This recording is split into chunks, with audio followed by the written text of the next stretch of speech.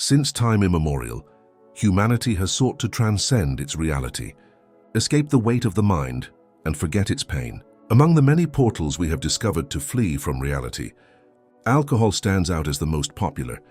Today it serves as an agent of celebration and tragedy, of inspiration and forgetfulness. Despite global production, promotion, legalization, and mass consumption of alcohol, most people neither consider nor understand the spiritual consequences of its use. Today we will explore the hidden spiritual effects, what really happens when you drink alcohol, and what great spiritual masters and ancient traditions have to say about it. The history of alcohol is not just the story of a substance. It is a tale interwoven with humanity's quest for transcendence, alchemy, and connection with the divine. To understand it, we must travel to the root of its etymology and uncover the hidden meaning behind the word alcohol. In Arabic, alcohol originally referred to a fine powder used as a cosmetic to darken the eyes, known today as kohl. But for the alchemists, this term held a deeper meaning. For them, alcohol represented something intangible, an essence that could be distilled, the soul of a substance, the spirit captured in the alchemical process. Essentially, the Arabic word al-kuhl means spirit that consumes the body. In alchemy, alcohol became a symbol of a volatile essence, spirit separating from raw matter. Perhaps that is why even today we refer to alcoholic beverages as spirits. The use of alcohol as a fermented drink is even older. Civilizations such as the Sumerians, Egyptians, and Greeks revered alcohol as a gift from the gods. In ancient Mesopotamia, wine and beer were offered to the gods in rituals. In Egypt, wine was associated with Osiris, the god of renewal and fertility. The Greeks dedicated wine to Dionysus, god of ecstasy and divine madness. However, while alcohol was celebrated as a link to the divine, it also carried warnings. For the sages of antiquity, wine had the power to reveal the true self but could also cloud reason and open doors to dangerous influences. In Islamic tradition, the term alcohol evolved to denote the alcohol extracted through distillation. Though alcoholic beverages were prohibited in Islam, Muslim alchemists continued to study the distillation process, refining it as a scientific art. The famous Arab alchemist Jabir ibn Hayyan, known in the West as Geber, was one of the first to document the technique of distillation, giving rise to alcohol as we know it today. The legacy of alcohol transcended alchemy and became part of daily life. However, over the centuries, the substance once revered for its spiritual connection came to serve the opposite purpose. Alcohol is more than just a physical substance that affects the body and mind. It interacts directly with the human energetic field, often called the aura. To understand its impact, we must delve into this subtle realm where modern science and spirituality converge. All esoteric traditions agree on one fundamental point. Human beings are not just flesh and bone. We are energy and movement, surrounded by vibrational fields that emit and receive information from the cosmos. This energetic field, often visualized as an aura, reflects our spiritual vitality. It is on this level that alcohol exerts its most profound and least understood impact. When we consume alcohol, it enters the physical body and alters chemical processes in the brain and liver. But on the energetic level, alcohol acts as a destabilizing agent. It creates fissures in a person's energy field, making them vulnerable to negative external influences. Rudolf Steiner, one of the founders of anthroposophy, stated that alcohol consumption weakens the spiritual self, allowing destructive forces to influence the psyche. This energetic opening can attract negative thought forms, astral parasites, or even entities that feed on the energy generated by addiction, known in spiritualism as obsessive spirits. These breaches or ruptures in the aura are especially dangerous because they weaken our connection to the higher self, that divine spark that guides and protects us. Instead of remaining centered and aligned with our essence, we become like a rudderless boat in turbulent waters. This is why many people report feeling emotionally unstable, spiritually disconnected, or mentally confused after consuming large amounts of alcohol. The impact on the chakras is equally significant. Alcohol tends to overstimulate the root chakra, associated with earthly pleasures and survival, while at the same time weakening the crown chakra, which connects us to the divine. This imbalance creates a dangerous scenario. We seek immediate satisfaction in the material world, while avoiding higher truths. Great spiritual masters have always warned about this. In the Yoga Sutras, Patanjali describes the importance of keeping the body and mind pure in order to reach higher states of consciousness. Paramahansa Yogananda, in his work Autobiography of a Yogi, stated that alcohol dims the light of the spirit, clouding the clarity needed for true spiritual realization. Even modern science shows the effects. Neuroscience studies reveal that alcohol reduces activity in the frontal lobes of the brain, the area associated with conscious decision-making and introspection. The energetic impacts of alcohol can also be observed in collective environments. When many people consume alcohol in the same space, such as parties or events, their energies blend in a chaotic and uncontrolled way. The vibration of the space tends to drop, becoming denser and more chaotic. People's behavior becomes more instinctive and primal. That is why many spiritual traditions recommend avoiding environments where alcohol consumption is predominant, recognizing the risks not only on an individual level, but also collectively. On the other hand, there is a message of hope. The human energy field is incredibly resilient. Through spiritual practices such as meditation, Reiki, yoga, conscious breathing, and deliberate intention, it is possible to repair the damage done to the energy field and restore balance. But this requires effort and dedication, a conscious choice to transcend material impulses and return to alignment with the divine.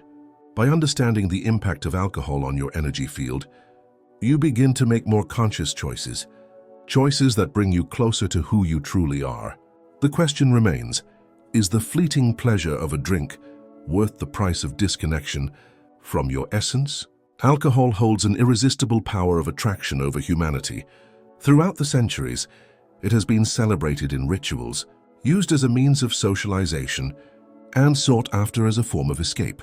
But why? Even knowing its harmful effects on the body and mind, we are still drawn to it. What lies behind this veil of illusion that makes us crave something we know deep down is harming us? Since ancient times, human beings have sought ways to escape the limitations of the body and mind.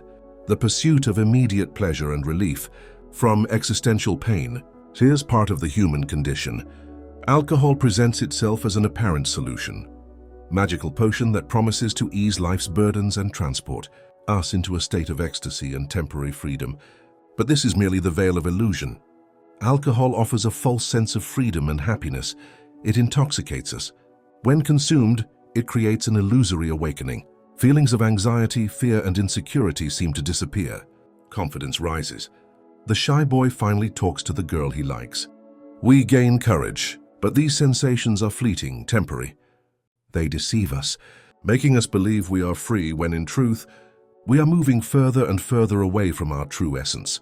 Hermetic tradition teaches that humanity is in constant search of the unus mundus, the primordial unity, the state of wholeness and harmony with the cosmos. When we turn to alcohol as a way to fill our inner void, we are making a mistaken choice.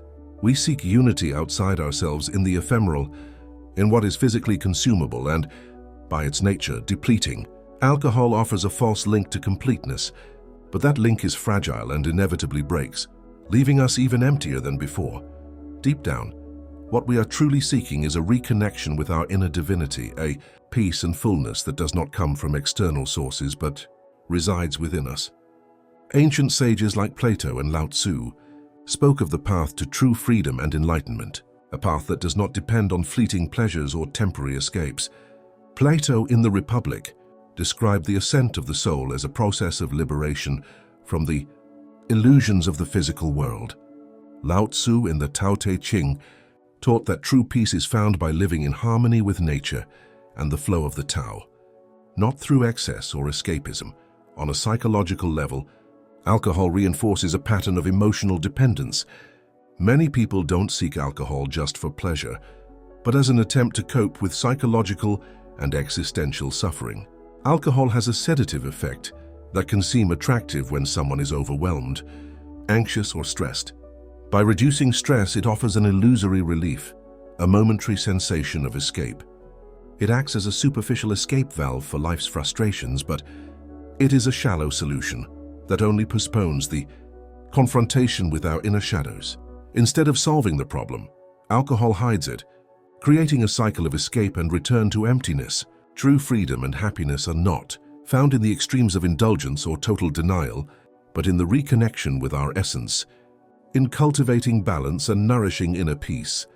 The real question is not the act of drinking itself, but what makes you feel the need to drink, what makes you want to escape reality. Throughout history, many spiritual masters, prophets, and mystics have shared their teachings on alcohol. Their words carry wisdom and serve as warnings about the hidden dangers of this substance and its implications for the spiritual journey. These accounts are not mere moral reprimands, but deep guidance rooted in love, aimed at protecting humanity's connection with the divine. In Vedic traditions, alcohol is seen as a substance that reduces sattva, the quality of purity, clarity, and harmony. The Bhagavad Gita teaches that a balanced mind is essential to access higher planes of consciousness. Anything that disrupts this balance is an obstacle on the spiritual path. According to these traditions, alcohol consumption increases rajas, agitation, passion, and intensifies tamas, darkness, ignorance. This destabilizes the practitioner and weakens their capacity for meditation and introspection. Buddha, in his teachings on the Noble Eightfold Path, warned about the dangers of intoxicating substances. For him, consuming anything that clouds the mind hinders spiritual progress, as it disconnects us from the clarity needed to perceive the supreme truth, nirvana. That's why in many Buddhist communities, alcohol is completely avoided as part of the ethical conduct code known as Shambhala. In Hermetic and alchemical traditions, alcohol was viewed ambivalently. Although it was considered a powerful substance, capable of extracting essences and transforming raw matter, it was also recognized as a dual and dangerous symbol. It represented both the possibility of enlightenment and the risk of becoming lost in the illusions of the material world. Alchemists warned that the reckless use of alcohol could degrade the energetic body, opening doors to negative influences on subtle planes. A fascinating account comes from the Sufi traditions. Rumi, the great mystical poet, used wine as a metaphor in his verses, referring to the wine of divine love that intoxicates the soul with the presence of God.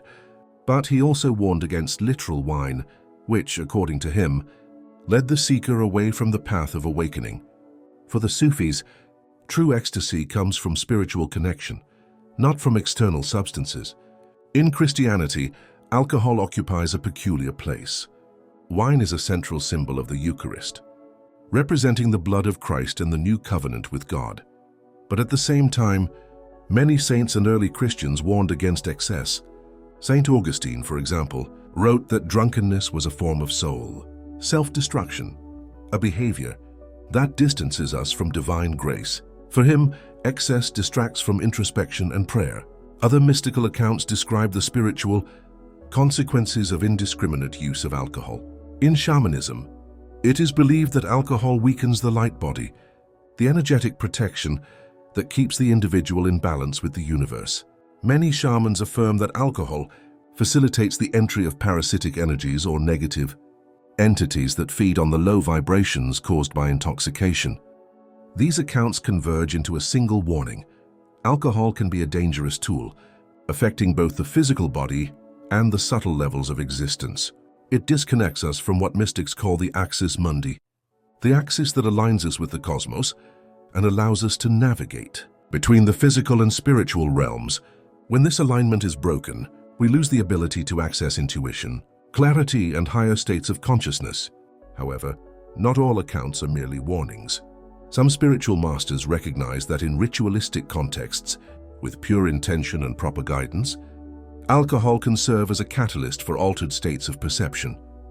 But they always emphasize this must be done with extreme care, reverence, and awareness, as the line between spiritual ecstasy and energetic degradation is very thin. Let us remember the words of the Greek philosopher Socrates, who stated that self-mastery is the key to a virtuous life. For him, the pursuit of balance was the foundation of all spiritual and philosophical practice.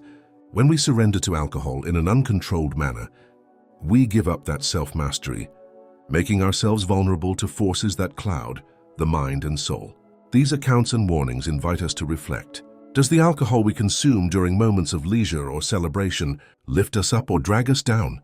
Does it connect us to the divine, or merely create the illusion of freedom?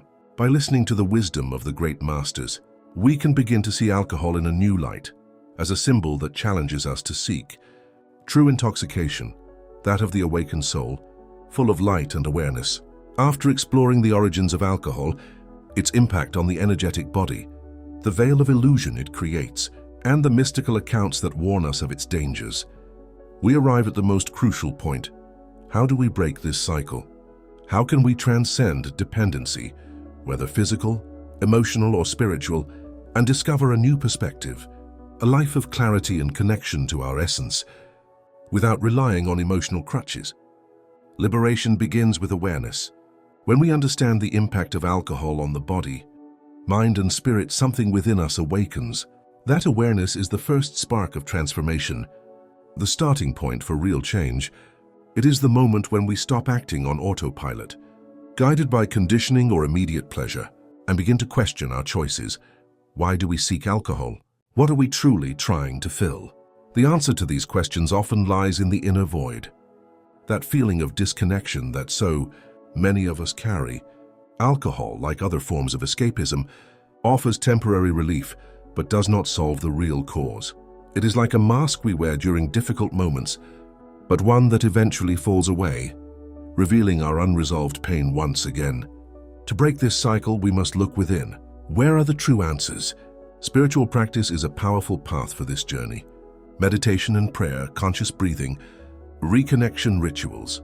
These practices help restore balance to the body and mind, strengthen the energy field, and reconnect us to our inner essence. As we cultivate inner silence, emotional wounds rise to the surface, along with the opportunity to heal. By neutralizing these imbalances, we realize that the peace we were seeking outside had always been within us. Many spiritual traditions offer specific practices to overcome dependency.